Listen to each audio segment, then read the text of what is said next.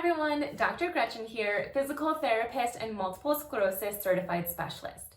I wanted to remind you of a quick tip that many people with multiple sclerosis forget about. And this tip is something that can prevent a flare in symptoms. So let me get straight to the point. What I want you to remember, specifically during this time of year, is that seasonal changes can actually cause your symptoms to flare. So when the temperature changes from a hot temperature to a cold temperature, or a cold temperature to a hot temperature, or anywhere in between, whether it's spring, summer, winter, or fall, any change can often cause a core temperature change from the difference in barometric pressure. So if you're thinking that one of your symptoms feels worse today and you don't know why, you didn't do anything to cause this, it might be the temperature outside. The quick thing that you can do to help remove or at least reduce this flare of a symptom is to change your core temperature.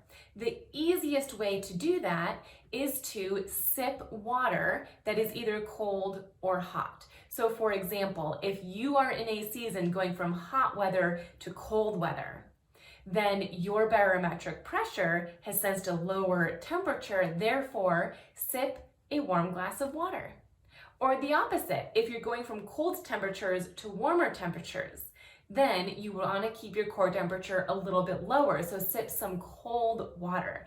So sipping the appropriate temperature water is such an easy tip to lower your core temperature and therefore reduce any symptoms that might flare from the changes in temperature.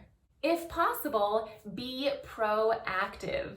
What I mean by this is if you look at the forecast and you see that all week it's been a pretty consistent temperature, but tomorrow it's supposed to change, or maybe it's going to be rainy or snowy, then be proactive. If you know that's coming, start doing some things to prepare. For example, if it is going to be rainy and humid, then maybe as soon as you wake up in the morning, you put a cooling vest on or a cooling neck wrap and you have your ice cold water nearby.